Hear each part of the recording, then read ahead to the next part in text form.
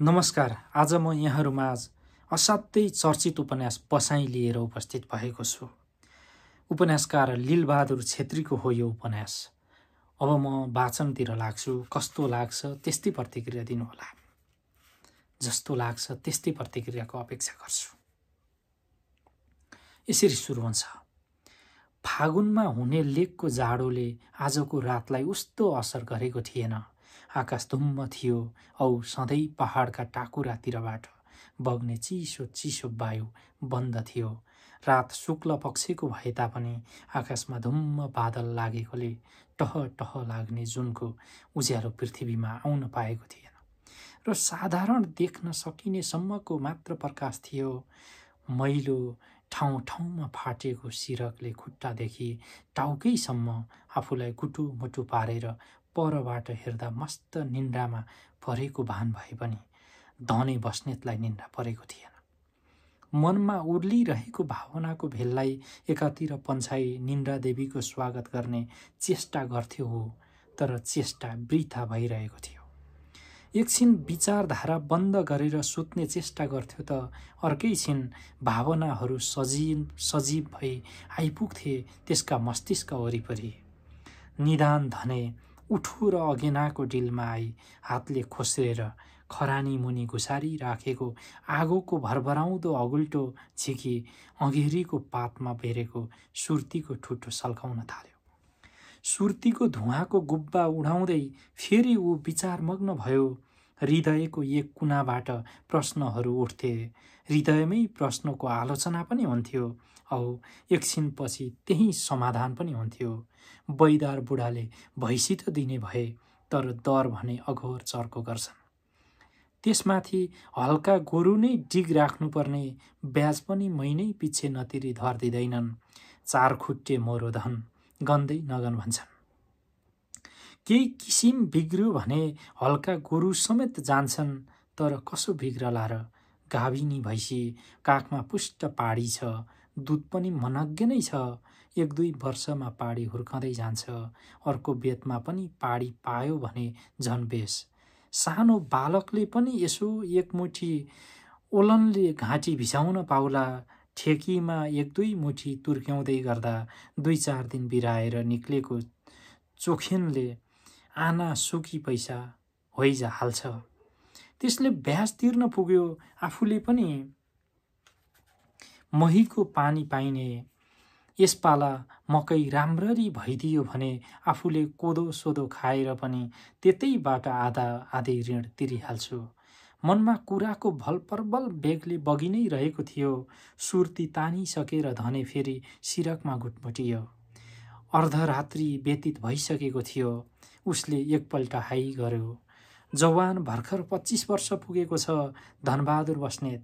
पार्वतीय वायु र रसिलो स्वदेशी भोजनको छाप त्यसको अङ्ग अङ्गमा छरिएको छ। तर सुकिलो रातलाई कालो बादलले ग्रस्त पारे जस्तै त्यसको सुन्दर चेहरा सधैँ चिन्ताको बादलले मलिन रहन्छ। त्यसको एकमात्र जीवन साथी छ मैना, त्यसकी प्रिय पत्नी, जो त्यसको दुःखमा साथ दिन्छे औ सुखमा आनन्द मनाउँछे। मैनाको काखमा खेल्छ धनेको भविष्य तारो 3 वर्षको बालक।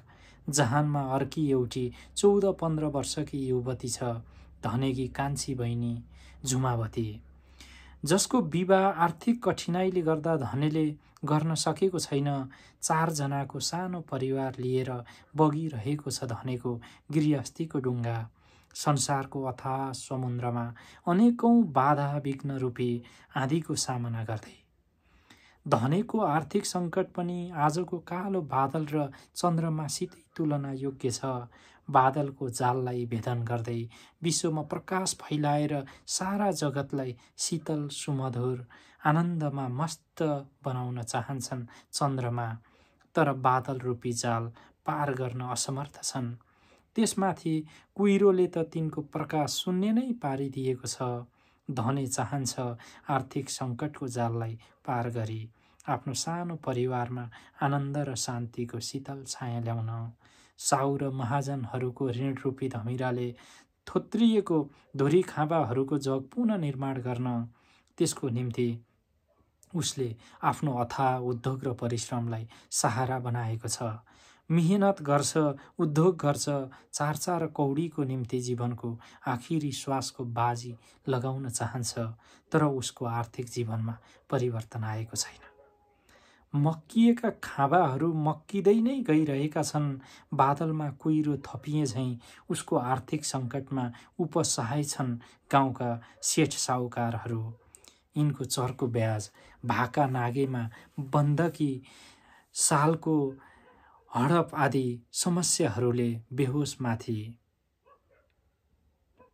भाका नागेमा बन्दकी, मालको हडप आदि समस्याहरूले बेहोसमाथि लाठी बज्रे जस्तै भइरहेको छ धनेको जीवनमा।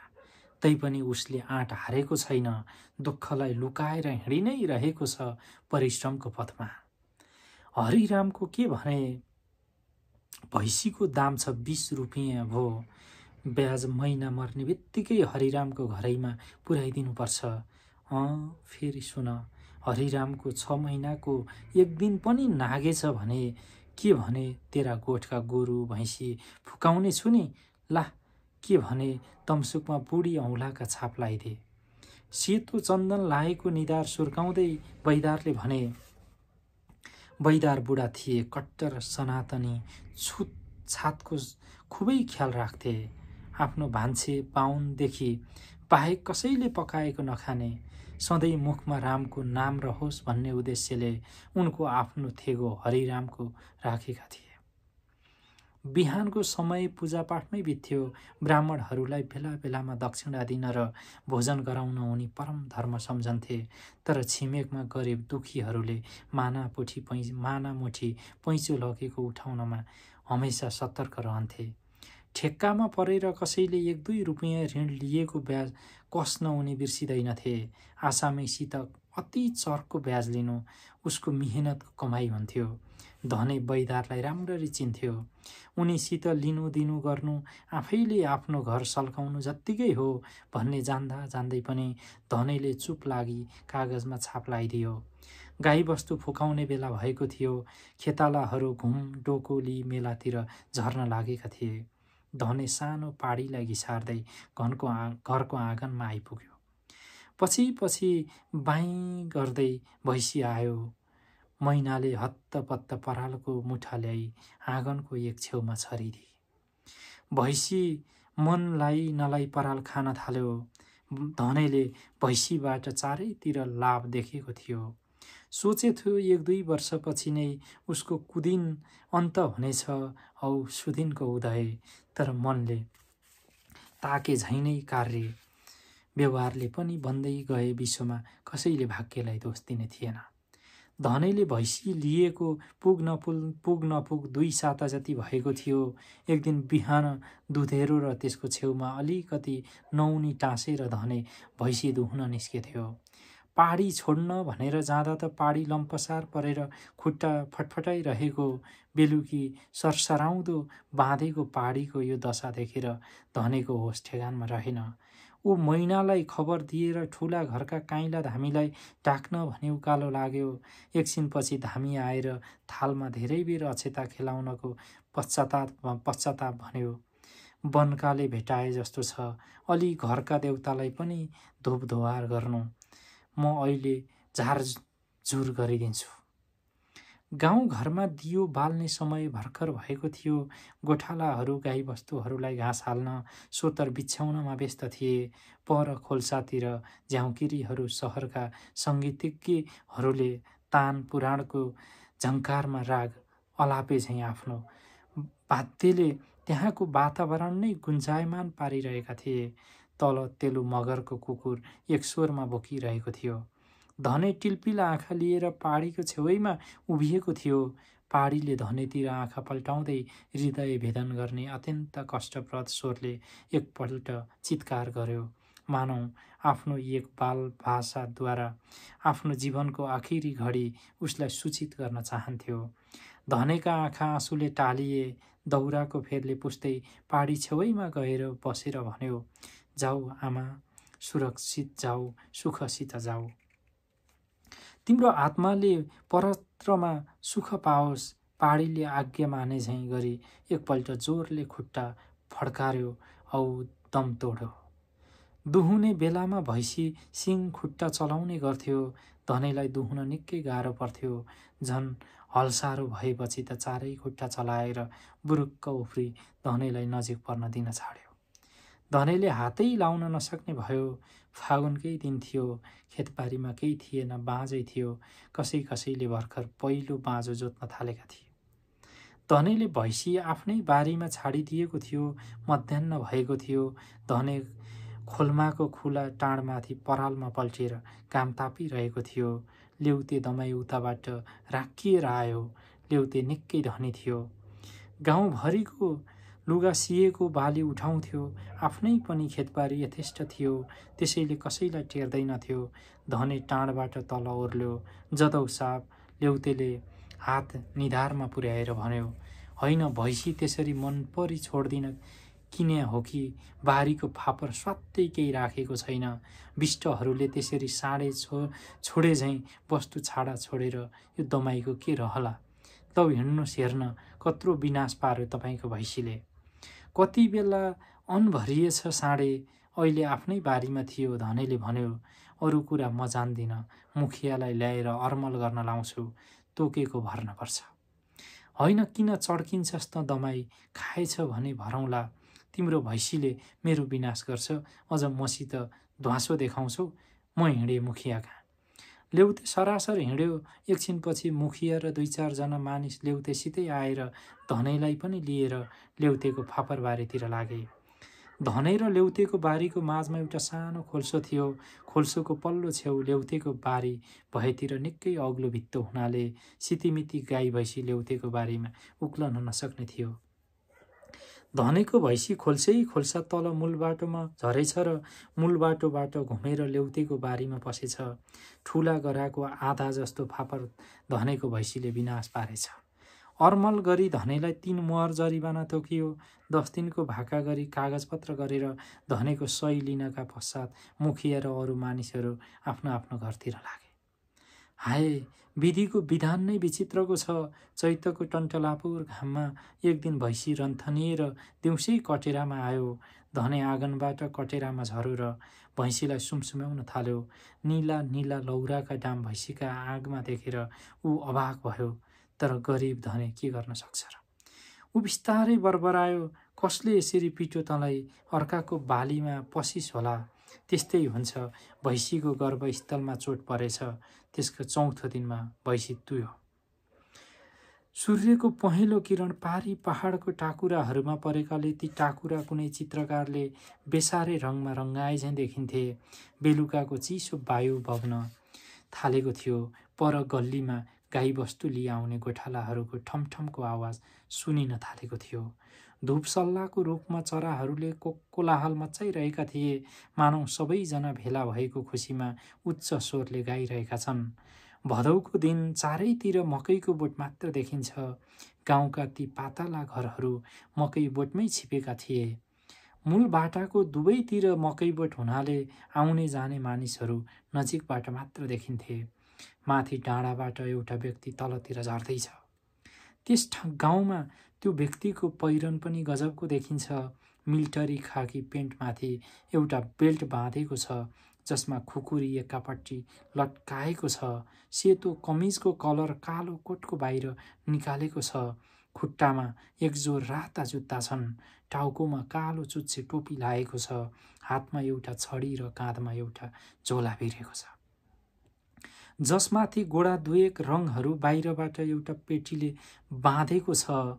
गोरो बडको तरुण चेहरामाथि पल्टनिया रबाफ स्पष्ट झल्कन्छ। धनेको घरमाथि मूलबाटाकै छेउमा एउटा धारो थियो। पहिले त्यहाँ पानी थिएन, तर हठात एक वर्षकालमा त्यहाँ मूल फुटेर पानी बग्न थाल्यो। त्यो मूल हिउँद लागेर पनि सुकेन र त्यहाँका गाउँलेहरू मिली मूल फुटेको त्यस ठाउँमा एउटा चुच्चे परेको ढुङ्गा तेर्साइदिए, जसमाथिबाट पानी छरर शब्द गर्दै बग्न थाल्यो। त्यसैले गाउँलेहरू त्यसलाई छहरे धारो भन्थे। त्यहाँ वरिपरिकाहरू त्यही पानी व्यवहार गर्थे। युवक व्यक्ति त्यही धाराको छेउ आएर टक्क उभियो। त्यसका आँखा कुनै एउटा चिजको गौर गर्नमा व्यस्त थिए। कोपिला त्यस युवकले सहरमा अत्तर र पाउडरमा रङमडिङ्गिएका धेरै कोपिलाहरू देखेको थियो। रेशमी ब्लाउज र नीलो साडीमा बेरिएका धेरै कामिनीहरूको दर्शन गरेको थियो। तिनलाई ऊ साँच्चै अप्सराको रूप पनि मान्थ्यो। तर साधारण पहाडी गाउँमा साधारण छिटको गुन्यु र नैनकिलाटको मैलो पटुका औ 3 ठाउँ फाटेको चोलोमा पनि कुनै फुलको कल्पना हुन सक्छ? त्यो आज प्रत्यक्ष नदेखेसम्म उसलाई थाहा थिएन। खाली फरक यति मात्र थियो, ती सहरका कलीहरू आफ्ना बोटका जरामा आफै पानीको फोहरा छुटाउँथे। हौ यी प्रकृतिमा हुर्केका कलीमाथि प्रकृति स्वयं जल सिञ्चत थिइन। उहाँ बनावटी गुलाब र लाली जडेका हुन्थे। यहाँ सोह्र श्रृङ्गार प्रकृति देवीले नै भरिदिएकी थिइन्। उहाँ सबै वातावरण बनावटी हुन्थे। यहाँ विधिको विधान नै सबै वातावरण थिए। युवक एकटक लाएर हेरिरहेकै थियो। सुडौल नाकमा सानो फुली र बुलाकी, कानमा मुन्द्री, गलामा छातीसम्म झुन्डिएको पुवालोको मिलेको माला, छिनेको कम्मरमाथि सारीको गुल्ठो उठाएर बाँधेको पटुका, कपाल ढाकेर पछिल्तिर बेरेको मजेत्रो गोरो बणको चेहरा, यौवन फक्रेको त्यो सारा शरीर औ त्यसमा रहेका प्रत्येक वस्तुले युवकको हृदय आकर्षित गरिरहेको थियो। त्यो ग्रामीण अबलाको हातगोडा छुने काम समाप्त भइसकेको थियो। ऊ सिधा भएर उभिँदा उसका आँखा अरू कुनै जोर आँखासित मिल्न पुगे। युवकले आँखा झिमिक्कसम्म पारेको थिएन। दुवैका आँखाले एकअर्कालाई निशाना साधिरहेका थिए। तर कस्तो विचित्र, तिनमा भावको समावेश थिएन। युवकको आँखामा तृष्णा र रोमाञ्च थियो, जहाँ बालिकाका आँखामा सरलता र हृदयदेखि नै निस्कने एक प्रकारको आकर्षण मात्र झल्कन्थ्यो। केही बेरपछि बालिकाका गालामा स्वाभाविक स्त्रीसुलभ लाजका रेखा दौडन थाले। निधारमा चिटचिट पसिना आयो। उसका आँखा नत भए। ऊ धाराको एक छेउमा बसी बेला पञ्चपात्रो आदि चोखो बत्ती गर्ने सरदामहरू माझ्न थाली। त्यही उभिएको रिकुटे बोल्न खोजिरहेको थियो। के साइनोले बोलाउनु? उमेर पुगेकी जवान केटीलाई नानी भन्न पनि नसुहाउने। के बहिनी भनौँ त? भो बिसाइनो नै बोलाउँछु। खै पानी खान पाइन्छ कि? पाइन्छ, पानीको के खाँचो छ र? यत्रो धारा छ। बालिका बेला माझ्न व्यस्त थिए। युवकले मुख कुल्ला गरी पानी पियो। डिलमाथि धाराकै छेउमा टुक्रुक्क बसी ऊ केही सुस्ताउन थाल्यो। पासिङ्गसोको पाकेटबाट एउटा सिगरेट झिकी उसले सल्काएर तानेको धुवाँ बालिकाको टाउको माथिबाट उडेर बेपत्ता भयो। यो बाटो कहाँसम्म जान्छ? युवकको प्रश्न थियो। म लिम्बू गाउँ उसो गएकी छैन। कोनी बाटो त कहाँ पुग्छ? लिम्बू गाउँ अब कति टाढा होला? छ अझै 2 कोस जति। निकै पो रहेछ। थकाइ चौपट्टि लागेको छ। आज 2 कोस बाटो हिँड्न सक्दिन होला खै। युवतीको मनमा जिज्ञासा पैदा भयो। त्यसले एकपल्ट नजर उठाएर युवकलाई हेरी, फेरि झट्टै नै त्यसको आँखा झुके। तपाईँ उहीँ जाने? त्यसले सोधी। घर त्यही हो। धेरै वर्ष भयो नआएको। बाटो पनि बिर्सिसकेछु। एकछिनपछि युवकले फेरि भन्यो, तपाईँको घर त यही गाउँमा होला। आफूलाई त्यस युवकले तपाईँको पद दिएकोले बालिका लाजरले राति भई केही अकमकाउँदै मधुरो स्वरमा भनी, त्यही तलको त भनी। युवकले हठात भन्यो, तपाईँलाई बोलाउनु परे, मैले के भनी बोलाउनु? बालिकाले केही आश्चर्य मानी कुरा त्यति पर पुर्याएको देखि युवकको उत्ताउलोपनमाथि उसलाई हल्का रिस पनि उठ्यो र एकछिनपछि ठन्डा भयो। उसले केही गम्भीर शब्दमा भनी, कुनै के भन्नुहुन्छ? अरूले झुमा भन्छन्। रिकुटेले झुमाको भाव बुझ्यो। उसलाई अरू केही सोध्ने साहस भएन। झुमा माझ्ने काम सकि धारामा खकाल्न लागेकी थिए। युवक केही नभनी उठेर बिस्तारै बाटो लाग्यो। झुमाले एकपल्ट पछिल्तिर फर्केर हेरी। किन उसलाई युवकसितै आफ्नो मुटु हिँडेको अनुभव भइरहेको थियो। घाम अस्ताए तापनि झमक्कै भइहालेको थिएन। झुमा गाग्रो र भाँडाकुँडाहरू डोकोमा हाली हातमा भरी बेला लिएर छहरे धारासित बिदा भई बाटामा दुवैतिर पर्ने मकै बोटमाथि झुमा उति सन्तुष्ट थिइन। बेसी भाग झिँजो नै मान्थे, किन्तु आज उसलाई लागिरहेथ्यो मानौ ती बोटहरू बाटामा बसी उसको स्वागत गरिरहेका छन्। ती बोटहरूमा उसले आज केही विशेषता पाई उसको नीरस जीवनमा केही नवीनताले छोए जस्तो लागेको छ उसलाई। आफ्नो आँगनमा टेक्ने बित्तिकै झुमाको चेहरामा केही आशा, अलिकति आश्चर्य, केही लज्जा मिश्रित खुसी अनि थोरै दुःखका भावहरू एकैचोटि देखिए। त्यसले देखि उही अघिको व्यक्ति गुन्द्री ओछ्याइएको आफ्नो पिँढीमा बसेको छ अनि खाटमा बसेको उसको दाजु धनेसित कुरा गरिरहेको छ। झुमाले एकपल्ट उसको दाजु औ त्यस व्यक्ति दुवैलाई हेरी औ सरासर भित्र पसी। धने त्यस व्यक्तिसित कुरा गर्नमा मग्न थियो। ए त्यसो भए त जागिरे पो हुनुहुन्छ तपाईँ त होइन? त्यसै भन्नु पर्यो, के गर्नु, दिन काट्ने मेलो, कति भो विदेश बसेको। म त सानैदेखि पो परदेश लागेको, 14 वर्षको मात्र थिएँ होला पहाड छाड्दा। अहिले पल्टनमा भर्ती भएको पनि 3 वर्ष पुग्यो। अघि धेरै अन्डर खाएँ, परदेशमा अर्काको गाई भैँसी पनि चराएँ, गर्ने नगर्ने हरेक काम गरियो। लेकिन तकदिरको बात पल्टनमा फट्ट लिइहाल्यो। अहिले त एक किसिमले बिल्कुल आराम छ भनौँ न। हो, रिकुटे भएपछि के खोज्नु छ? गजबै भइहाल्यो नि। यता पहाडतिर को छन् नि? छैनन् मेरा त कोही पनि। कान्छा बाका छोरा दाई छन्, उनका छोराछोरी भए होलान् अहिले त। रिकुटेले आङ तानो आँगनतिर हेरेर भन्यो। अन्धकार निष्पट्ट भयो, अब हिँड्न पनि पर्छ होला।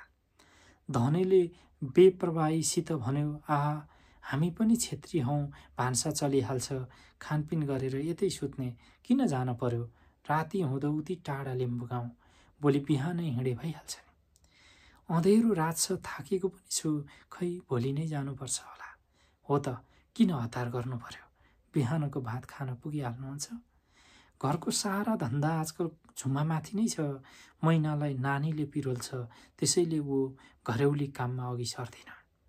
नन्दलाई भाँडाकुँडा माझ्न औ कुट्न पिन्द औ सघाउँछे, नभा बनाउने खुवाउने काम प्राय झुमाको नै हुन्छ। भान्सा तयार पारिसकेपछि झुमाले भाउजू बसे ठाउँमा गई आडैमा बसेर भनी, भाउजू भान्सा तयार भयो, आज तिमीले देऊ न है। मैनाले झुमाको चिउँडो हातले अलिकति उचाली झुमाको निउरेको मुन्टो सिधा पार्दै भनी, पकाउनेले आफै पो भाग लगाइदिनुपर्छ। घर गएर पनि त्यसरी नै अराउँछौ? एकछिनपछि फेरि भनी, जाऊ मेरी राम्री नानी, दाजुलाई र पाहुनालाई पानी दिएर भात पस्किदेऊ। म यति हतेउरी बाटिसक्छु। मैना हतेउरी बाट्न थाली। झुमा भाउजूसित हाँसो गर्थे, आमा समान मान गर्थे, साथै आमाकै सम्मान पनि भाउजूलाई दिन्थे। भाउजूको कुरा टाल्न ऊ सक्दैनथे। करैले उठी गाग्रीबाट बेलामा पानी सारेर बाहिर गए। झुमा हातमा बेला लिई ज्यादै निहुरेर रिकुटेको छेउ गई। रिकुटेले त्रिसित नजरले झुमाका आँखामा हेर्ने चेष्टा गर्यो, तर भित्रबाट पिँढीको छेउसम्म आएको धिमा प्रकाशमा उसले मजेत्रोले ढाकिएको झुमाको टाउको मात्र देख्यो, चेहरा देख्न सकेन। झुमाको मुटु एकनास ढुकढुक गरिरहेको थियो। उसले रिकुटेतिर हेर्ने चेष्टा गरिन। बेला रिकुटेको छेउमा राखेर ऊ भित्र पसी। धने र रिकुटे हातगोडा धोइ भित्र पसे। माटाको ढिस्को उठाएर बनाएको चुलोमाथि गएर बसे। झुमाको मुन्टु निउरेकै थियो। भातको थाली रिकुटेको अगाडि सार्दा उसका हात थरथर काँपिरहेका थिए। आँटमा दियालो सकिँदै गएकोले प्रकाश मधुरो भयो। त्यस मधुरो प्रकाशमा झुमाले एकपल्ट निउरेरै रिकुटेको मुखमा हेर्ने प्रयास गरे। रिकुटेका आँखा त्यतिखेर पनि झुमातिरै थिए। झुमाले नजर फेरे। मैनाले उठेर आँटमा दियालोको चोइटा थपी। कोठा फेरि पूर्ण रूपले उज्यालो भयो। खानपिन गरेर परदेशी बाहिर सिकुवाको खाटमा पल्ट्यो। धन्दा छिनेर मैना र झुमा मकैको डालो लिई खोलमातिर लागे।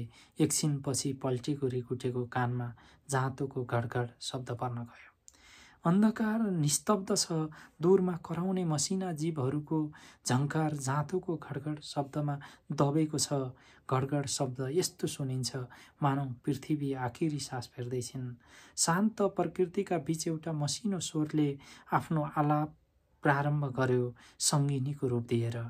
त्यस आलापमा प्रकृति सजीव भएर उठिन्। त्यहाँको वातावरणले एउटा नयाँ जीवन प्राप्त गर्यो। झुमा सङ्गिनी भन्छे, उसको स्वर मसिनो तर मिठो छ। जाँतो पिन्ता सङ्गिनी भन्नु ग्रामीण नारीहरूको पुरानो रीति हो। मैनालाई सङ्गिनीमा साह्रै चासो छ। सधैँ जाँतोमा यसको आरम्भ उसैबाट हुन्थ्यो। झुमा पछिबाट उसको साथ दिन्थे, तर किन हो आज झुमा आफ्नो गलाको माधुर्य देखाउन बेचाइन्छ। निकै बेर उसले भाउजूको बाटो हेरी उसलाई असह्य भयो। प्रथम उसैले आलाप छोडी आज उसको स्वर सजीव भएर उठेको छ। गलामा नवीनता भरिएको छ। मैनाले पनि नन्दको स्वरमा आफ्नो गला जोडी झुमाको स्वरले मुस्काएकी सङ्गिनी अब हाँस्न थालिन्। रात्रिको बीच त्यो सुनसान गाउँमा निस्किएको त्यो ध्वनिमा साँच्चै नै ढुङ्गा पखाल्ने शक्ति थियो।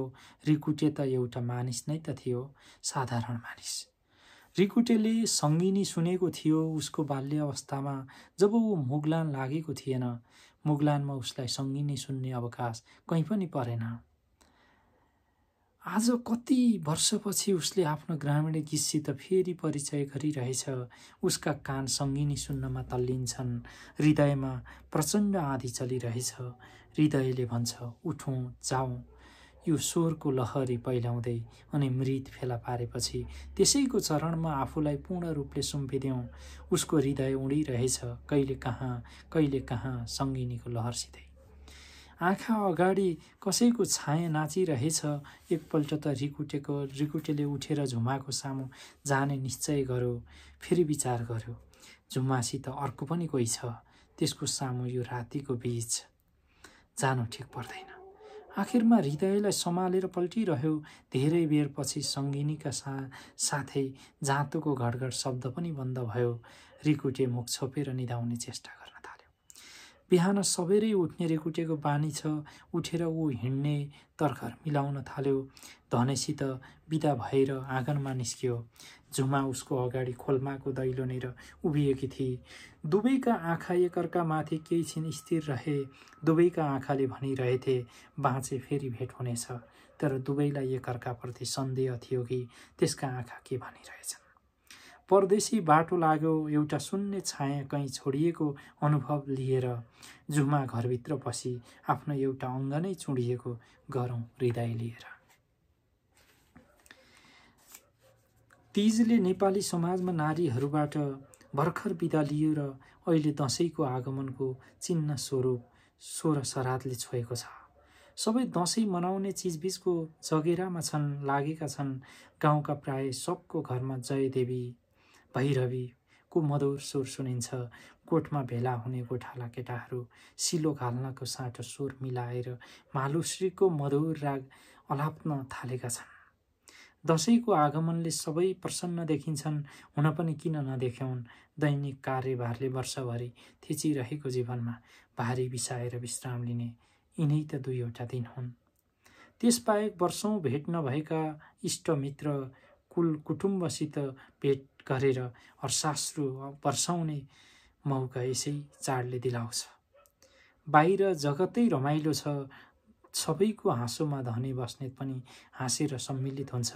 तर उसको हाँसो ओठबाट निस्कन्छ अनि त्यहीँसम्म मात्र सीमित छ। हृदयमा प्रचण्ड अग्नि बलिरहेछ। बैदार बुढालाई 2 महिनाको ब्याज मात्र उसले अहिलेसम्म बुझाउन सकेको छ। बैदार बुढालाई 2 महिनाको ब्याज मात्र उसले अहिलेसम्म बुझाउन सकेको छ। बैदार बुढा उसको घरको बाटो भएर ओहोर दोहोर गर्नुपर्दा घोडा एकछिन थामेर धनेलाई कराउँछन्। ए धने, हरिरामको तैँले के भने, किन नटेरेको? कति पुग्यो ब्याज थाहा छ के? हरिरामको भैँसी ल्याउने बेलामा भने रोई कराई गरेर ल्याइस्, अहिले थाहा नै गर्दैनस्। हरिरामको मेरो होस हराएर त जस्तालाई के भने माल दिएछु। अलि दिनमा ब्याज पुर्याइनस् भने हरिरामको तेरो गोठ खाली पार्नेछु, बुझिस्? धनेलाई कुरा सुनेर झनक्क रिस उठ्यो। तर विवश थियो, के गरोस्, चुप लागेर मुन्टो निहुराइरहन्थ्यो। यता दसैँको हाता होलो हाहा होलो छ।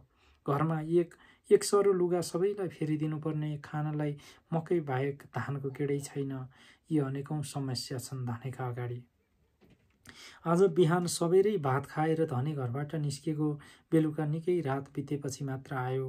मैनाले हत्तपत्त गरी भात खानलाई पानी दिए। भात खाएर धने ओछ्यानमा आएर पल्ट्यो। मैनाले सबै धन्दा छिनी चौठीमा तेल लिएर धनेको गोडा छेउ आएर बसे। झुमा अघि नै टाढमा सुतिसकेकी थिए। मैनाले बिस्तारै धनेका गोडा मिच्न थाली। यो मैनाको दैनिक कार्य जस्तै थियो। धनेका आँखा मैनाको सरल चेहरामाथि पर्न गयो औ उसको शोकाकुल हृदयमा एकाएक आनन्दको सञ्चार भयो। मैनामाथि उसको हृदयमा एक तमासले करुणा भरिएर आयो। मनमनमा उसले विचार्यो, बिचारी मैना दिनभरि कति काम गर्छे, न एकमुठी राम्रो खान पाउँछे। छोराछोरीकी आमा सुत्केरी बेलामा पनि एकमुठी यसो राम्रो खान पाइन।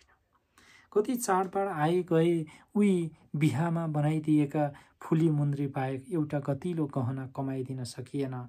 तैपनि कति सन्तोषी छ, सधैँ मेरो कष्टको ध्यान राख्छे। सारा घरको भार उसमाथि छ। विधिको लेखा यस्ती फुल जस्तीलाई कर्मले म जस्तो गरिबसित पारिदियो। ऊ बिस्तारै उठ्यो र मैनाले उसको गोडा मल्दै गरेको एउटा हात समायो अनि साह्रै करुणामय स्वरमा भन्यो, ए भयो कति गर्छेस्, थाकी होलिस्, अब सुत्न।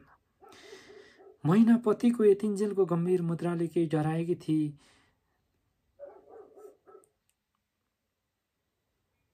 केही बोल्ने साहस पनि गर्न सकेकी थिइन। तर पतिको प्रेममय उक्ति सुनेर उसको मुख हर्ष र उल्लासले उज्यालो भयो। उसले आफ्नो हात पतिको हातबाट बिस्तारै छुटाउँदै हँसिलो मुखले भनी, तपाईले अराएर गरेकी हुँ र तपाईले भो भन्दा भो हुने, नभन्दा नहुने। मेरो खुसीले पो गर्दैछु त। धनेले उसको हाँसोमा सम्मिलित हुँदै भन्यो, लौ त्यसो भए तेरो खुसी, रातभरि नसुत। मैना केही छिनपछि धनेको गोडामा ढोगी तेलको चौठी लिएर उठी औ चौठी यथास्थानमा राखेर फेरि धनेको छेउमा आएर बसी। धनेको कपालमा आफ्नो नरम हात फेर्दै उसले सोधी, आज दिउँसोभरि कहाँ जानुभयो, गाउँमा केही काम पर्यो कि? प्रश्नले धनेको मुखमुद्रा गम्भीर पार्यो। केही छिनपछि उसले भन्यो, कहाँ जानु, बुधे कामीले गोडा तिसे कम्पनी दिन्छ कि भनेर गएको।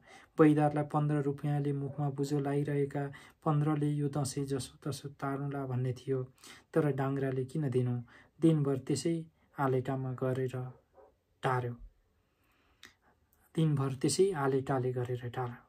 सामान्य यत्रो महादशैँ छ, लुगा कसैलाई हालेको छैन, कसरी काम चलाउने खै?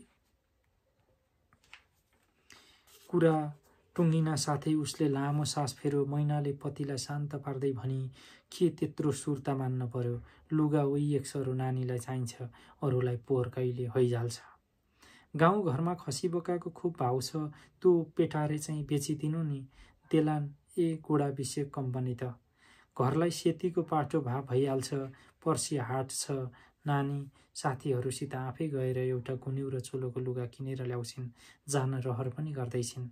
तेरो पेवाको खसी कसरी बेच्नु, कति गरेर गोडा दुएक पाठा पालेकी छस्, तिनै पनि मासिदिएर के गर्नु? आफूले थपिदिन चाहिँ त्यत्तिकै हुन आँट्यो। धनेले भन्यो, कस्तो पेवा, कोबाट लुकाएर पेवा, मेरो न देउरानी न जेठानी, आफ्ना खसम छोरोबाट छुट्याएर पेवा हुन्छ? मैनाको कुराले धनेको हर्षले सीमा रहेन। ऊ गदगद भयो। धनको कंगाल भए तापनि विधिले उसलाई कस्तो अमूल्य रत्न दिएको छ, कठैबरा भन्ने कोही नभएर धनको कुबेर हुनुभन्दा मैना जस्ती जीवन सहचरी पाएर भिखारी बन्नु अनेक गुणा राम्रो। हृदयको हर्ष उल्लास दमाउन नसकेर धनेले भन्यो, दैवलीला पनि कस्तो बुझिन सक्नु, धन कंगाल भए पनि राजा महाराजाले नपाउने स्वास्नी मलाई भगवानले दिएका छन्। त जस्ती जोई पाउने गरिब भए पनि म भाग्यमानी हुँ। बोबो सर्काउनु पर्दैन। उता मैनाको बिस्तारामा सानो नानी सपनामै होक्यार स्वाक गरेर छटपटाउन थाल्यो। मैना धनेको बिस्ताराबाट उठेर गई। ऊ नानीको छेउमा पल्टेर नानीलाई चुकचुक गर्दै फुल्याउन थाली। आज आइतबारे हाटको दिन। बिहान सूर्योदयदेखि नै गाउँघरका आइमाई केटाकेटी सबै हाट लाग्ने डाँडोतिर लम्किरहेका छन्। टाढा एक दिनभरिको बाटोबाट पनि मानिसहरू किनबेच गर्न आज त्यस डाँडामा भेला हुन्छन्। किनबेचले मात्र गाउँलेहरूको निम्ति हाटको महत्त्व टुङ्गिँदैन, भेट गर्नुपर्ने मानिससित भेटघाट गर्ने यो एउटा समाधान छ। धेरै चिठी पत्र कसैले ल्याएको छ कि, अड्डाबाट आफूले ल्याएको चिठी कसैको हात लगाइदिनु पर्ने छ कि, यी सब कुराहरूका निम्ति पनि हाट आउँछन्। 2 सातामा एकपल्ट लाग्ने यो हाट गाउँलेहरूका निम्ति महत्त्वको कुरा छ। उही हाम्रो पूर्व परिचित छहरे धारामा बिहानै झुमा नुहाउन लागेकी छ। अर्की एउटी युवती गाग्री काखीमा च्यापेर आइपुगी। झुमातिर हेरेर उसले भनी, आयु कान्छी दिदीले एका बिहानै कसरी पानी खन्याउन सकेको? लोहाको जिउ छ कि क्या हो? त मरि नि त, नुहाउनै आए कि त होलिस् नि, हाट जालिस् क्या रे? झुमाले भनी, कसलाई पो देखाउनु छ र यो बिहानै?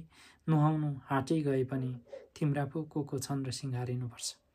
हेरौँला न त भरे निस्कने बेलामा को धेरै सिँगारिँदो रहेछ, ती थाहा भइहाल्छ नि। ल हेरौँली, हाउ दिदी हाउ, अरू को जान्छ हाट? त जालिस होला, अरू को चाहिन्छ र? धेरैमा त केही मेलो बाटो पाइँदैन, हामी दुईटी मात्र जाऊँ न ल। हुन्छ, म आउँछु है त, तिम्रामा छिट्टै उम्किनु क्या है। हुन्छ हौ ठुली, त रित्तै जान्छस् कि चामल पनि बोक्छेस्? कहाँ पाउनु र बोक्नु हौ चामल, पाथी एक ठुला भटमा छन्, त्यही लान्छु, तिमी नि? म त रित्तै जान्छु, दाजुको लुगा किन्नु भनेर पैसा दिइरहन्, दाजुले लुगा किन्नु भनेर पैसा दिइरहन्, एउटा गुन्यु हेर्नु परेको छ। त बियालो नगर्नु है, म छिट्टै आउँछु। ठुलीको गाग्री भरियो औ ऊ बोकेर उकालो लागि। झुमा लुगा लाएर गाग्री मस्काउन थाली। झुमा र ठुली बेलैमा घरबाट निस्के। माथि उतिस घारीमा मोटे कार्की गोडा तिनेक जखर जखर खसी बिस्तारै घिसार्दै उकालो लागिरहेको थियो। झुमा र ठुली छिटो छिटो पाइला बढाउँदै उसलाई भेट्न पुगे। ठुलीले भनी, कार्की दाजुले खसी हाट पुर्याउँदा त हाट पनि उठिसक्ला ए, यस्तै घिस्याइले त। कार्कीले खसीलाई आ गर्दै उनीतिर हेरेर भन्यो, ए कहाँ हाट हिँडेका, लुलु पछिबाट धपाइदे ठुली। यी साँडे नहिँडेर धुरुक्कै रुवाए। ठुलीले एउटा सिटकेन टिपेर खसीलाई खेद्न थाली। खसीले अलि हिँडाइको रफ्तार तेज गरे, बल्ल साँडेको काल पर्यो। कार्कीले लामो सास तान्यो, नाफाको आधी त देउला नि यति गरिदिएको। ठुलीले हाँस्दै भनी, गाउँमा चाहिँ कसैका खसी बाख्रा रहन दिन आँटिनौ, खालि हाटै खेदिहाल्छौ। खोरबाट चोरेर लान्न, लैजा बाबा किनिदे भन्न तिमीहरू नै आउँछौ, अन्त मलाई के भन्छौ? कार्कीले उत्तरमा भन्यो। यतिन्जेल झुमा चुपै लागेकी थिई। ऊ कार्कीसित बढै बोल्दिन। कार्की पनि झुमाको खुबै कदर गर्छ, साह्रै इत्तरिएर कुरा गर्दिन। झुमाले ठुलीलाई सङ्केत गर्दै भनी, अघि हिँड हौ ठुली, साह्रै पिँयालो भइसक्यो, ल्याउँछन् नै कार्की दाजुले बिस्तारै। ठुली र झुमा अघि लागे, आउँदै गर है दाजु। ठुलीले कार्कीलाई कराई, ल भरे हाटमा भेटौँला न। कार्की खसी टाक्न थाल्यो। कार्की थियो निकै मोटो, त्यसैले ऊ मोटे कार्कीको उपनामले कहलाइएको थियो। गाउँका खसी बाख्राहरू किनेर हाटमा अलि नाफामा बेच्नु उसको पेसा जस्तै थियो। खेतबारी पनि आफ्नो निम्ति प्रशस्तै थियो। सानैमा बाबुआमा खसेकाले जानमा ऊ एक्लै थियो। बिहा पनि भएको थिएन, त्यसैले सोक्न सुर्ता केही पनि थिएन। जो कमाइ गरेको पैसा अलिअलि सँगालेको थियो, तर कन्टक भएर ज्यानलाई मारेर कमाउने मध्येमा ऊ थिएन। खाइलाई रहेको पो धन भन्ने उसको सिद्धान्त थियो। गाउँमा बेला बखत भएमा सबैको काम पनि चलाइदिन्थ्यो। गाउँघरमा स्त्री समाजमा ऊ साह्रै प्रिय थियो। आइमाईसित लागेर कुट्न सघाउनु, गुन्द्रीको तान लगाइदिनु, तिउन केलाइदिनु आदि काममा ऊ साह्रै दिलचस्पी राख्दथ्यो। त्यसैले गाउँका स्त्रीहरू केही काम परे उसैलाई सम्झन्थे। कसैको घरमा केही मिठो मसिनो पाकेको छ भने कार्कीलाई बोलाउन पठाउँथे। कार्की प्राय घरमा भात पकाउँदैनथ्यो। गाउँमा जहाँ भेला भो उहीँ ऊ खान्थ्यो वा उसलाई खान कर्लाउँथे। अनुहार उति राम्रो खुलेको नभए तापनि कार्कीको हृदय सफा थियो। कसैको कुभलो ऊ चिताउँदैनथ्यो। झुमाको रूप लावण्य र सरलतामाथि ऊ आकर्षित थियो। झुमाप्रति उसका हृदयमा अनेक प्रकारका भावना खेल्थे र साँच्चै नै झुमालाई ऊ हृदयबाट नै माया गर्थ्यो। तर उसले आफ्नो भाव आजसम्म झुमालाई प्रकट गरेको थिएन। न त उसको दाजुसित झुमाको विषयमा कुरा चलाउन सकेको थियो। उसका मन परेका एक दुईजना साथीलाई मात्र भनेको थियो, दिए बिहा गर्थे तलकी कान्छीलाई। आफ्ना हृदयका भावले आफै कार्की कुमा झुमासित लजाउँथ्यो तापनि उसले परैबाट झुमालाई रिझाउने प्रयत्नमा बाँकी राखेको थिएन। झुमा पनि कार्कीले लाज मानेको देखि उसित लाज मान्थे। बढै बोल्दिनथे, बोलिहाल्नु परे पनि कार्की काम लाग्ने मान्छे भनी राम्रा मुखले बोलिदिन्थे, नत्र अरू कुरामा ऊ कार्कीको विशेष वास्ता गर्दिनथे। आइतबारे हाटको सिरेटोले ठुली र झुमालाई छोयो। एक दिनपछि डाँडा परतिर हाटबाट आएको अस्पष्ट गुनगुनाहट तिनीहरूको कानमा पर्यो औ डाँडा छेउ आएपछि हाटका मानिसहरू देखिन थाले। माथि धेरै टाढा पातले घारीका माझमा विशाल ढुङ्गाहरू सेता सेता देखिन्छन्। दुवैतिर गहिरो औ माझमा उठेको निकै लामो नागी छ। त्यसै डाँडामाथि बस्छ सारा गाउँको विशाल बजार। पूर्व पश्चिम उत्तर दक्षिण चारैतिरबाट बाटाहरू आएर त्यहीँ मिलेका छन्। ठुली चाहिँ हाट पुगेर छेउमा भटमासको पसल फिजाएर बसी। झुमा एकछिन डुलेर आउँछु है ठुली म भनेर एकातिर लागि। दसैँको छेउको बजार जे चिजको दाम पनि दुगुना पुगेको छ। 8 आना हातको लुगा 12 आना घटी छुनै दिँदैन। झुमाले धेरै पसल चारी रकमका कपडा सारीहरू बेच्न ल्याएका छन्। तर मोल असाध्यै चर्को छ। साधारण लाउन हुनेसम्म त साथै सारीलाई कम्पनी हात तलको कुरो गर्नै पर्दैन। झुमाले बल्ल बल्ल एउटा रातो बुटा भएको साधारण गुन्यौ 8 रुपियाँमा लिए। पसलेको हातबाट झुमाले गुन्यौ समातेर अघि पाइला सार्न मात्र आँटेकी थिए। उसका आँखा कुनै परिचित आँखासित मेल खान पुगे। हर्ष र लाजले एकैचोटि उसको हृदयमा गोता खान थाल्यो। उसले देखि सामुन्ने रिकुटे उसलाई निहाएर चिहाएर हेरिरहेको छ। उसको हृदयको गति तेज थियो। हृदयमा लाजको अस्पष्ट भावहरू उम्रन थाले। अघि बढ्नलाई उसका पाइला सरेनन्। पछि फर्केर भाग्न उसलाई साहस भएन। ऊ जडवत उभिरही। यत्तिकैमा रिकुटेले 2 पाइला अघि सारेर सोध्यो, छिन्नु भएन कि क्या हो? बल्ल झुमाको हृदयमा केही साहसको सञ्चार भयो। उसले मुन्टो अनि अलि माथि उठाएर छोटो उत्तर दिए, चिने किन नचिन्नु? आरामै छ? रिकुटेको दोस्रो प्रश्न थियो। झुमा निकै बेर अकमकाए। सायद प्रश्न राम्ररी बुझ्न सकिन, तर केही बेरपछि उसले त्यसै भनी रिकुटेले केही बेरपछि भन्यो, सायद बजार गर्न आउनुभयो होला, लेकिन बजारमा त भने जस्तो जिनिस कुछ पनि रहेनछ। झुमाको लाजको पर्दा अब राम्रै हटिसकेको थियो। उसले पूर्ण साहसको सञ्चार गरिसकेकी थिए। रिकुटेतिर हेर्दै भनी, रिकुटमा जस्तो खोज्नुभयो होला, यहाँ कहाँ हुन्थ्यो त त्यस्तो? मुगलानमा त झिलिमिली तमासै हुन्छ भन्छन्। उताको के बयान गरौँ? रिकुटेले गोजीबाट रुमाल झिकेर मुख पुस्दै भन्यो। झलमल बिजुली बत्तीले रातैमा घाम लागे जस्तो हुन्छ। दोकान पनि यस्तो पाखामा कहाँ हुन्छ र? जता हेरो उतै बजार। ठुल्ठुला पक्की सडकमा मटर, ट्राम, रिक्सा दगुरी राखेका हुन्छन्। 1 कदम हिँड्न पर्दैन, रिक्साले कुदाइहाल्छ। उहाँको त्यस्तो यहाँको चाल खबर बुझेर त म त दिकदार लाग्यो। रिकुटेका कुराले झुमालाई ठुलो आश्चर्यमा पार्यो। उसका धेरै जसो कुरा त उसले बुझ्न पनि सकिन। कहिल्यै आफ्नो गाउँघर छाडेर कतै नहिँडेकी अबोध बालिकाको सानो मगजले कल्पना गर्ने चेष्टा गर्यो। कस्तो होला मुगलान? ऊ निकै बेर घोरिरहे। यत्तिकैमा रिकुटेले भन्यो, ऊ त्यो गहिराईमा गएर बात गरौँ न, यहाँ त बजारको हल्लाले कान खाइसक्यो। झुमाले केही आपत्ति गरिन। ती 2 बजारबाट अलि पर गहिरातिर लागे। हाटको कोलाहल तिनका कानबाट टाढा हुँदै गयो। दुवै एक कुनाको चौरमा गएर बसे। एकछिनसम्म कसैले केही कुराको आरम्भ गरेन। आफ्नै छेउमा झुमालाई पाएर रिकुटेको मन उडिरहेको थियो। ऊ एक झुमाको रूप लावण्यमाथि गौर गरिरहेको थियो। त्यसरी आफूलाई एकहोरो रिकुटेले हेरेको देखेर झुमालाई फेरि स्वाभाविक लाजले समात्यो। त्यो मौनता उसको निम्ति असाध्यै भयो र उसैले कुराको प्रारम्भ गरी, तपाईँ मुगलान कहिले फर्कने? रिकुटेको ध्यान भङ्ग भयो। उसले सुस्त उत्तर दियो, के जानी, 2-4 महिना बसिन्छ होला, छुट्टी पनि छ। फेरि निकै बेर दुवैको माझमा मौनता छाइरह्यो। रिकुटेले केही भन्न चाहन्थ्यो, तर ऊ विचार गर्न थाल्यो, भन्न उचित छ या छैन। एकछिनपछि केही साहस बटुलेर भन्यो, तपाईँको विवाह भइसक्यो? प्रश्नले झुमाको सम्पूर्ण मुखमण्डल लाल भएर उठ्यो। उसले अर्कैतिर मुख फर्काई भुइँतिर हेर्दै सानो स्वरले उत्तर दिए, मेरो सिन्दुर पोते छैनन्, देख्नुहुन्न? रिकुटेलाई सङ्कोच भयो। केही हँसिलो मुख पारेर भन्यो, मैले त ख्यालै गरेनछु। केही छिनपछि रिकुटेले फेरि भन्यो, एउटा कुरा भनौँ लागेको छ, नाराज हुनुहुन्छ कि? झुमाले रिकुटेलाई भनी, के नाराज? तपाईँका त कुरै बुझिन्नन्। रिकुटेले केही हाँस्दै भन्यो, रिसाउनुहुन्छ कि भनेको? किन रिसाउनु भन्नुहोस् न, तर आफूभन्दा सानालाई हाम्रो गाउँघरमा त तपाईँ भन्ने चलन छैन।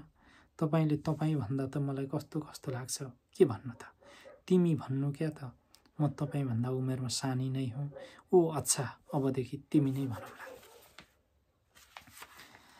केही छिन वार्तालाप बन्द भयो। झुमाले कुरा उठाई, के भन्न खोज्नुहुन्थ्यो नि भन्नु भएन त? खोइ भनौँ नभनौँ विचार गर्दैछु। फेरि एकछिनपछि भन्यो झुमा, तिमीलाई देखेबाट मैले फेरि भुल्न सकेको छुइनँ। कति बाजी सपनामा पनि देखिसकेँ कि तिमी मुगलान जान्छौ। झुमाले अरू कुरामा त उति ध्यान दिइन, अन्तिम कुरा मुगलान जान्छौ ले उसलाई निकै असर गर्यो। सुनौला, मुगलानको कल्पनामा ऊ मग्न भई, तर एकैछिनपछि उसलाई आफ्नो अवस्था स्थान कालको बोध भयो। आफ्नो घरको दरिद्रताको चित्र उसको आँखामा नाच्न थाल्यो। उसले उदास भावले भनी, कसले जान दिने मलाई मुगलान? म मरीको त्यति ठुलो भाग्य कहाँ छ र? रिकुटेको हृदयमा केही आशा सञ्चार भयो। भन्यो, त्यसको बन्दोबस्त भइहाल्छ नि, तिमीले मन मात्रै लाउनुपर्छ। यत्तिकैमा बजारमा सारो सारो कराएको शब्दले तिनीहरूको ध्यान भङ्ग भयो। दुवै उठेर बजारतिर लागे। दुईजना व्यक्ति रक्सी खाएर बाज्न थालेका रहेछन्। त्यसैमा मानिसको भिड जमेको थियो। रिकुटेले एउटा राम्रो मजेत्रो किनेर त्यसैमा काँगियो धागाहरू बाँध्यो र झुमाको हातमा दियो। झुमाले लिन धेरै आपत्ति जनाई, तर रिकुटेको ढिपीले उलिन बाध्य भए। रिकुटेले छुट्टिने बेलामा सोध्यो, फेरि कहिले भेट होला? रोटेपिङ खेल्न दसैँमा आउनुहुन्न र? तपाईँका गाउँका सबै आउँछन्, त्यहीँ भेट भइहाल्छ नि, झुमाले भने। हुन्छ, रिकुटेले भन्यो। मोटे कार्की खसी बेचिसकेर त्यतै आइरहेथ्यो। झुमालाई एउटा बिरानो रिकुटेसित कुरा गर्दै गरेको देखेर उसलाई कौतूहल भयो, तर केही नभनी ऊ एकातिर लाग्यो। झुमा रिकुटेसित छुट्टिएर ठुली भए ठाउँ आइपुगे। दुईतिर खोल्सा माझमा उठेको उच्च डाँडो, दुवै खोल्सामा माथिबाट मूल फुटेर आएको पानीको कुलु कुलु शब्द सुनिन्छ। यिनै खोल्सा तल बेसीका खेतहरूका जीवनदाता हुन्। डाँडादेखि सिधै 3 फर्लाङ पर मौला र निशानाको पूजा हुन्छ। मौलामा अष्टमीको दिन राँगाको महाबली हुन्छ। डाँडाका छेउछाउ 1-2वटा उत्तिसका रुखहरू र साधारण उन्यु तिते पाते झारबुट्टाहरू छन्। माझमा बनेको छ रोटेपिङ, जो ओरतिर परतिरका 3-4 गाउँहरूको साझेपिङ हो। पूर्णिमाको जुन घाम जस्तै लागिरहेको छ। खाली तापको मात्र कमी छ। पारे डाँडामा सेतो कमेरो दलिएका घरहरू टड्कारै देखिन्छन्। पिङको साथै होहल्ला पनि उत्तिकै मच्चिएको छ। हाउ कान्छा, त आइज न हौ मच्चाउन। जेठी ओर्ली त धेरै फन्को पो घुमिसकिस् त। आज त्यो मुन्टिन्छे होली कता हेर कामेकी।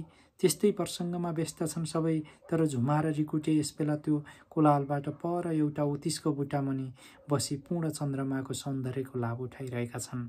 दुवै मग्न छन् आफ्नै वार्तालापमा। आज 2-3 दिनदेखि यस ठाउँमा यो वार्तालाप अविराम गतिले चलिरहेको छ यी दुईको माझमा। तर दुवै अहिलेसम्म सीमामा बद्ध छन्। आफ्नो मनोभाव पूर्ण रूपले प्रकट गर्न सकेका छैनन्। झुमालाई लाजले भन्दा भयले ज्यादा छोएको छ। ग्लानी, लान्छना, कलङ्क, आफ्ना दाजुको डर इत्यादि कुराको त्रासले ऊ बाध्य छ आफ्नो मनोभाव मनैमा पोखो पार्न। फेरि ऊ एउटी ग्रामीण अबला, उसलाई स्वच्छन्दताले प्रेम प्रकट गर्ने अधिकार नै के? उसका अभिभावकले, जसको पछौराले जसलाई बाँधिदिन्छन्, उसैका गोडा मिचेर बस्नु नै उसको परम धर्म हो। तर रिकुटे, ऊ किन सङ्कोच मान्छ? केही भन्नुभन्दा अघि उसका ओठ किन काँप्छन्? हृदयका उम्लिरहेको प्रेम आफ्नै प्रेयसीको सामु प्रकट गर्न के त्यति कष्टप्रद हुन्छ र? शरद ऋतुले चन्द्रमालाई त्यसरी बेपर्दा हाँसेको देख्न सकेन। बादलको पातलो च्यादरले मुखैसम्म ढाकिने गरी ओढायो। पहाडीका घरहरू सेता सेता धर्का जस्ता देखिन थाले। रिकुटेले भयभरको साहसको सञ्चार गर्यो। अनि झुमाको हात बिस्तारै समात्यो। यो उसको झुमाप्रति प्रथम स्पर्श थियो। झुमा झस्की ससङ्ग नेत्रले रिकुटेतिर हेरी, तर रिकुटे आफ्नै भावमा पौडी खेलिरहेको थियो। झुमाको भाव विचार्ने उसलाई अवकाश भएन। ऊ बिस्तारै झुमाको छेउमै सर्यो। झुमा उसले चाल्न पाउने गरी केही पछि सरी। रिकुटेले थर्कँदिदो स्वरले भन्यो, झुमा, मसित बिहे गर्छौ? प्रश्न मुखबाट निस्कियो, तर उसलाई स्वयं थाहा थिएन ऊ के भनिरहेछ। ऊ अर्कै भावमा गोता खाइरहेथ्यो। प्रश्नका साथै झुमाले अर्कोतिर मुन्टो फर्काएर अझ केही पर सरी। बिस्तारै रिकुटेको हातबाट उसले आफ्नो हात छुटाई। उसको मुखमा त्रासको प्रत्यक्ष भाव झल्कन्थ्यो, जसमा आतंक र भय मिश्रित थिए। रिकुटेका प्रश्नमा ऊ भयभीत भए, त्यो कुरा होइन, तर प्रश्नमा उसले किन हो कुन्नी निर्मल झरनाको पानीको साटो, मैलो खोलाको धमिलो पानी देखी। अहिलेको परिस्थितिबाट ऊ मानव छुटकारा पाउन चाहन्थे। ऊ उठी र रिकुटेतिर हेर्दै गम्भीर शब्दमा भनी, मैले भनेर कि र दाजुलाई भेटेर कुरा गर्नु नि। रिकुटे झुमाको बदलिएको भाव र प्रश्नको उत्तरले विस्मित भयो, तर झट्ट नै परिस्थितिलाई सम्हाल्दै भन्यो, किन तिमी रिसायौ कि कसो? किन रिसाउँथे? रात निकै गयो, साथी हिँड्नलाई तर्खर गर्दैछन्, अब जान्छु। रिकुटेले केही आपत्ति गरेन। ऊ पनि उठ्यो र भोलि आउने कुरा झुमालाई सम्झाइ उसित बिदा भएर एक्लै घरतिर लाग्यो। झुमा आएर आफ्नो बगालसित मिसिए। उनीहरूको तलतल अझ समाप्त भएको थिएन। आफ्नो धुनमा मस्त थिए सबै। पिङको लीला समाप्त गरेर उकालो लाग्दा रातको दोस्रो प्रहर व्यतीत भइरहेको थियो। झुमाको पछि कार्की थियो। झुमाको छेउमा आएर भन्यो, कान्छी, होइन तिमी त एकपल्ट पनि चढेको देखिन मैले आज त। आको मच्चिरहोस् बित्थामा, म त उही साथीको रहरले मात्र आउँछु। डर लाग्छ कि क्या हो? डर त के को डर बित्थामा, त्यसै चढ्न रहरै लाग्दैन मलाई त। कान्छी, होइन तिमीसित बात मार्ने त्यो कुन रिकुटे हो? अस्तिबाट बात मारेको देख्छु म। कार्कीले बिस्तारै वेदना र निराशा मिश्रित स्वरमा भन्यो। प्रश्नले झुमा एकपल्ट झस्किए। उसलाई कार्कीमाथि रिस उठ्यो। असह्य भएर उसले भनी, होइन तिमी त खालि म कोसित कुरा गर्छु त्यति हेर्न आउँछौ कि क्या हो? बात मार्दैमा के जात जाइहाल्छ र? कार्कीले विनम्र स्वरमा भन्यो, किन त्यसरी रिसा कि मैले बात मार्न हुन्न भनेर को मान्छे हो पो भने त? कार्कीको नम्रताले झुमालाई आफ्नो रुखाइमाथि आफै लाज लाग्यो। त्यति साह्रो कडा शब्द उसले कार्कीलाई जीवनमा यो प्रथम पाली प्रयोग गरेकी थिए। लाजले भुत्तुक्क हुँदै भनी, ती लिम्बू गाउँमा बस्छ अरे। रिकुटबाट आउँदा हाम्रै घर बास बसेको थियो। साह्रै धेरै लसपस नगर है, यी रेकुटे मोराहरूको त कति भर हुन्न पो। रोक्दा रोक्दै पनि कार्कीको मुखबाट शब्द फुटेर निस्किहाल्यो। छि, कस्तो शङ्का गरेको कार्की दाजुले। त्यो त्यस्तो खालको रिकुटे होइन, देउता जस्तो पो छ, मान्छे भए पनि। नपत्याए भोलि बातचित मारेर बुझ्नु नि। झुमाले निसङ्कोसित भनी। झुमाको विश्वासमाथि कार्की मनमनै कुँडियो, तर केही भनेन।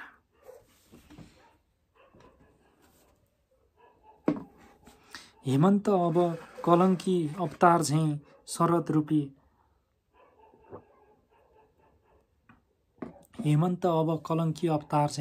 रूपी सत्यको सारा मनोहर उद्यान मास्ने निश्चय लि बिस्तारै लम्किरहेको छ।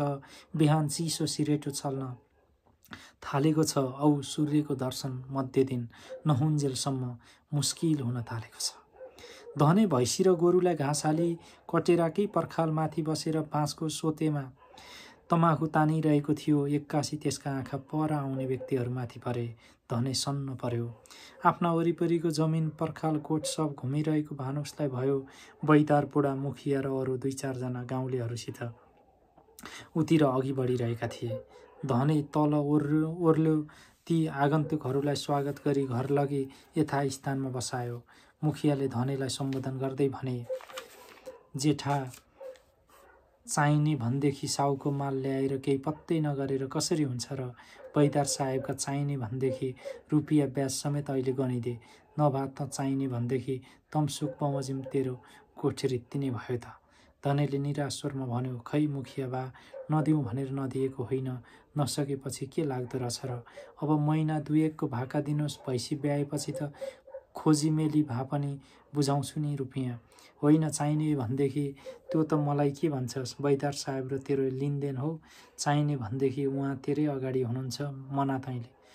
उहाँ मानी बक्सियो भने चाहिने भन्देखि हामी त के कुरा मिलाउने सम्मका नहौँ। हरिरामको होइन मुखिया साहब, क्या हो त्यसरी कुरा चपाएको? निसापमा के भने निसाप पो गर्नुपर्छ त। हरिरामको कति भयो यसले भैँसी ल्याएको? हरिरामको 6 महिनाको भाका हो। अहिले फागुन 4 गते, के भने पुरा वर्ष दिन हुन्छ। हरिरामको न यसले ब्याज राम्ररी बुझाएको छ, के भने नभनेका बेला खेताला पठाउँछ। हरिरामको अझ के भनेको, यसको मुख हेर्नु मैले। हरिरामको तमसुक पञ्चको सामु छँदैछ। आज के भने रुपियाँ चुक्ता पार्नुपर्छ, होइन भने फुकाउँछु गोठका वस्तु, बैदारले भने। दोबाटे साइलो अहिलेसम्म पलेटु कसेर बसी कुरा सुनिरहेको थियो। बैदारका कुरा सुनेर ऊ टुक्रुक्क बस्यो अनि धनीको निन्दाउरो मुखतिर हेरेर भन्यो, होइन ठिकै त हौ। बैदार बाको कुरो साउको खाएर टेर पुच्छरै नलाई बसेर कसरी हुन्छ त? साउ बुझाउन नसके पनि ब्याजसम्म त दिनुपर्ने हो जेठाले। आसामीले यो चाल गरिदिएपछि भोलि हामीलाई पर्दा के मुखले जानु हौ साउ कहाँ ऋण माग्न? एउटाले गर्दा अरूको पनि बाटो थुनिँदैन, यही चाल हो भने? धनी रिसले मुरमुरियो, तर आफ्नो परिस्थिति बुझेर विनम्रै स्वरमा भन्यो, भोलि तिमीलाई पर्दाको विचार राख्ने भए यसरी हेपेर कुरा गर्ने थिएनौ साइला दाई। तर ठिकै छ, ओह्रालो लागेको मृगलाई बाछाले खेद्छ। दुःख र ग्लानीले धनीको कण्ठ रुद्र भयो। दोबाटो साइलो स्वयं पनि गरिब थियो औ कयौं साउको आसामी। तर साउ धनीकारहरूसँग मिलेर आफू जस्तै गरिब र दुःख सुखमा काम दिने छिमेकीहरूलाई गिज्याउन ऊ परम आनन्द अनुभव गर्थ्यो। ऊ मात्रै के, सायद मानव जातिको प्रकृति नै त्यस्तो हुन्छ। मानवले सधैँ प्रत्येक चिजलाई आफ्नै दृष्टिकोणले हेर्ने चेष्टा गर्छ, अर्काको दृष्टिकोणले होइन। आफूलाई पर्दा ऊ रुन्छ, कराउँछ, अर्काको सहानुभूति पाउने चेष्टा गर्छ। नपाएको खण्डमा रिसाउँछ पनि, तर अर्कालाई पर्दा बाहिर सहानुभूति दर्शाए पनि हृदयमा ऊ मुस्कुराउँछ, एक प्रकारको आनन्द अनुभव गर्छ। पञ्चायतले एकै स्वरमा बैदारको पक्षमा निर्णय लियो। धनीको हल गोरु र भैँसी बैदारले लाने भए। त्यति बेलासम्म गाउँघरका ओल्लाघर पल्लाघर सबै ठाउँमा धनीले बैदारको रुपियाँ तिर्न नसकेको र बैदारले धनीको वस्तु फुकाउन पञ्चायत बोलाएको कुरा फैलिसकेको थियो। तलतिर मासतिरबाट मानिसहरू आए धनी लुटिएको रमिता हेर्न। सबैको मुखको भावबाट यही बुझिन्थ्यो, उनीहरूलाई धनीप्रति प्रगाढ सहानुभूति छ। तर सबैको हृदय उत्साहपूर्वक प्रतीक्षा गरिरहेको थियो कि कति बेला धनीका गोरु र भैँसी फुकाएर खेदाइन्छन्। सायद वस्तु फुकाउने कुरा स्थगित हुने भए सबैका हृदयमा निराशा नै हुने थियो। सबै आफूलाई आनन्दमय हृदयबाट वञ्चित सम्झने थिए। आखिर त्यो घडी आयो जब बैदारले वस्तुको गलाबाट दाम्लो पन्छाए। बैदारका दुईजना गोठाला वस्तु खेद्न थाले। मैना आँसु थाम्न नसकेर घरभित्र दगुरे। धनीको मनमा लाग्यो, एकपल्ट बैदारको गोडा समातेर केही दिनको भाका मागौँ। तर अभिमानी धनीले गरिब धनीमाथि विजय पायो। आत्मप्रतिष्ठा दारिद्र्यको सामु झुक्न सकेन। धनी चुपचाप उभिरह्यो। कोठेबारीको एक छेउमा बालेको आगोको छेउमा बसी धनी कुन्नी के सोचिरहेथ्यो। ओसिएको ढोडले रुमल्लिएको धुवाँ खप्न नसकी छेउमा बसेको उसको छोरो रोएकोले उसको ध्यान भङ्ग भयो। के भो नानीलाई धुवाँ भो? लाखे है त यो मोरो धुवाँलाई खेदाम। धनी छेउको गट्टे हालेर आगो फुक्न थाल्यो। आगो एकपल्ट दन्केर उठ्यो। धनीले छोरालाई अलि पर सार्यो। धनीले एकछिन छोराको भोटोमा गौर गरेर हेर्यो, जो कुमकुमामा दुवैपट्टि फाटेको थियो। अहिलेसम्म उसको त्यतापट्टि ध्यान गएको थिएन। उसलाई मैनाप्रति रिस उठ्यो। किन अहिलेसम्म छोराको भोटोको कुरा भनिन? त्यति दुई ठाउँमा फाटेको आफै टालिदिन पनि सक्थे उसले। त्यो पनि एकदम लठेब्री छ। आफूसित भएको एउटा कम्पनीको 2 हात खाडी किनेर आजै छोरोको निम्ति भोटो सिलाउन लाउने निश्चय गर्यो। मैना भुटेको मकै, भटमास, तोरीको साग बाटीमा लिएर धनीको छेउ आएर बाटी उसका अगाडि राखिदिए। यो सिरेटोमा बालकको भोटोको यो गति छ। यसो भोटो फाट्यो भनेर सम्झाउन त पर्छ। धनीले मुन्टो मैनापट्टि उठायो। देख्यो बालकको भन्दा मैनाको चोलोको अवस्था नराम्रो छ। मैना र धनीको आँखा जुधे। दुखीले दुखियाको भाव बुझ्यो। औ दुखियाले दुखीको। मैनाले हँसिलो मुख पारेर भनी, म अहिले टालिदिन्छु। बाबु भित्र जाउँ। ऊ छोरोलाई लिएर भित्रतिर लागि। धनी मकैको दाना हातमा लिएर गन्न थाल्यो। मानौ मुखभित्र हाल्न उसलाई गाह्रो लागिरहेछ। जसरी माघमा गङ्गाको स्नान गर्न जाने व्यक्ति गङ्गाको तीरमा पुगेर पानीमा पस्न गाह्रो मान्छ, धनी पहिलो पाली मुठ्याएको मकैले झोक्रिरहेको थियो। पछिल्लोतिरबाट मोटे कार्की खोक्दै आइपुग्यो। डडौला हौ दाजु हौ, आगोको छेउमा बसेर उड्दैछौ कि क्या हौ भन्दै कार्की छेउमा आएर बस्यो। धनीले मुन्टो उठाएर कार्कीतिर हेर्दै भन्यो, कता हिँडिछौ बिहानै? अहिलेबाट आँखा देख्न छाडिस् कि क्या हो? टोपी पनि बिल्याटो पो लाछस् त हौ बिल्याटो भएछ यो मोरो लुगै उस्तै छ हौ बिब्ल्याटो सिब्ल्याटो ठ्याप्पै एकै देखिन्छ। कार्कीले टोपी सुल्टो पारेर लाउँदै भन्यो, लु हौ मकै खाऊ, मलाई सक्न बल परिरहेको थियो त आइपुगेस्। जाति नै भो। धनेले बाटी कार्कीतिर सार्यो। मकै सघाउन आए जस्तो भयो त कसले भाउजूले भुटेको त होला नि। कार्कीले आगोमा गट्टे हालेर सेक्दै भन्यो। उसैले भुटेका त हुन् त, अरू को गाउँको आएर भुटिदिन्छ। हो त्यसो भए त म खान्छु हौ, भाउजूका हात औधै मिठा छन्। कार्कीले बाटेबाट मकै झिकेर टोक्दै भन्यो, एकछिनमा चुपचाप दुवै मकै खान छोडे। भन अचेल के चाल छ त? एकछिनपछि कार्कीले सोध्यो। खै के हुन्थ्यो र हौ जेठा? धनेले लामो सास तान्दै भन्यो, मेरो त हल्का गोरु पनि साउले लगिहाले। पोहोर भित्तामा भैदारको पड्के तेसीमा भोटेका तिउन ल्याउने भएर छँदा खाँदाका गोरु पनि मासिए। यसपाला त अलिअलि भएको खेतबारी पनि बाँझै रहने भयो। अर्काको मागेको भरले कति निर्वाह हुन्छ खै। बजियाले हल्का गोरुसम्म राख्न पनि राम्रैको साइदुवा हुन् हौ। हुन पनि भैदार त जे भो अब एक हल गोरु किन्नु नि हौ, ऋणसिन काटेर पनि। कसले ऋण पत्याउँछ खै? अघि त गोरु थिए र यसो डिकसिक राख्दा ऋण दिन्थे, अब त यही घरबारी टिक राखे मात्र त हो नि। फेरि लिएर पो केले तिर्नु खै? आफ्ना खेतबारीले भात खान राम्रो पुग्दैन, ब्याज केले तिर्नु? साउ केले तिर्नु? कुसुतमा खेत पाए पनि गर्न हुन्थ्यो। ढकालेहरू मलाई देखि सहन्नन्, कसले दिन्छ र कुतमा खेत खै? ए तिमीले कुतको कुरा गर्दा पो अहिले सम्झे, साँच्ची लुइटेलले खेत छोड्ने रे नि हौ नन्देको यो साल। छोड्छ के त्यो खेत निकै मजाको पो छ ए, कुत पनि थोरै छोड्छ रे के नछाडोस् हौ। उसको आफ्नै स्याहार्न भ्याउँदैन ऊ। पोहोर त लोभले बाटो नपाएर पो त कुतको समेत स्वर्न पुगेको।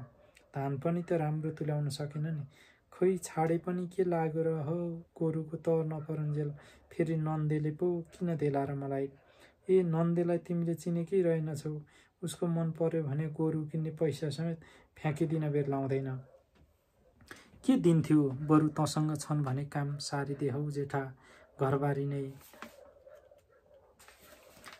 लेखिदिउँला नि के?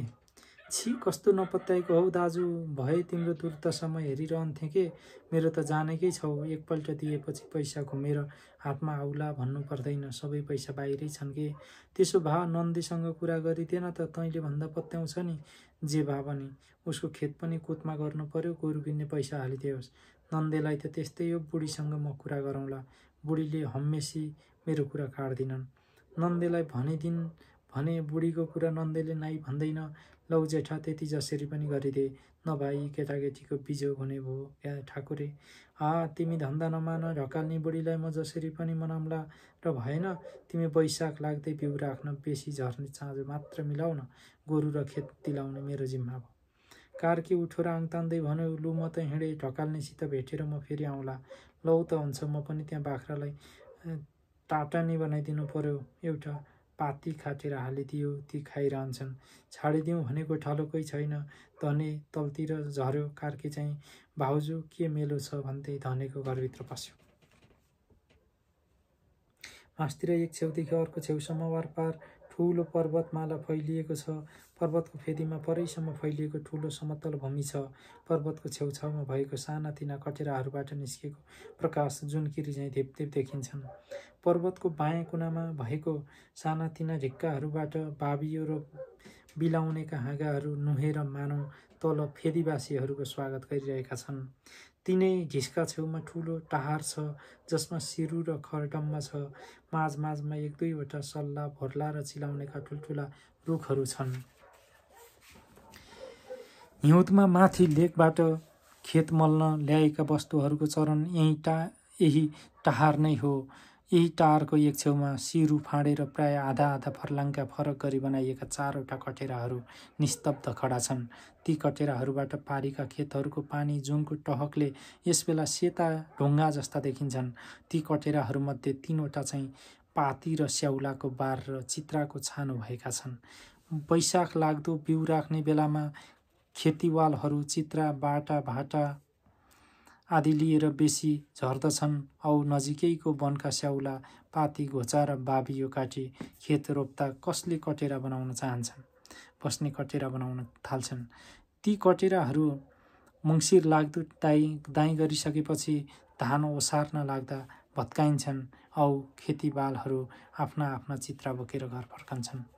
एउटा चाहिँ कटेरो स्थायी रूपले बनाइएको, भित्ता काठको, फ्ल्यागले बारिएको, छानो खरको र अन्य 3वटा भन्दा लामो पनि छ। कटेराको भित्री भाग 3वटा साना साना कोठाहरूमा विभक्त छ। एउटा छेउको कोठा भान्साघरको काममा ल्याइन्छ, एक छेउमा चुलो छ। स्वाभाविक चाहिने काँस र पित्तलका भाँडाकुँडाहरू बाहेक एउटा निकै ठुलो तामाको गाग्री र एउटा चाँदीको थाल छ। एकापट्टि कुनामा दहीका 12 माने र 15 माने 2वटा ठेकाहरू छन्। एउटा ठुलो हर्पे र मदानी पनि ठेकाहरूको छेउमै राखिएका छन्। माझको कोठाको माझमा अघेनो छ औ वरिपरि 3तिर सुत्ना निम्ति माटाको ढिस्को उठाएर बनाएका ओछ्यान छन्। 3मा एक एकवटा गुन्द्री ओछ्याइएका छन्। खेतालाहरू 3मा सुत्छन्। अर्को छेउको कोठो नन्दे ढकाल साउ या उसका जहान छोराहरू खेत हेर्न आउँदा सुत्ने काममा ल्याइन्छ। कोठामा 2वटा छाड छन्।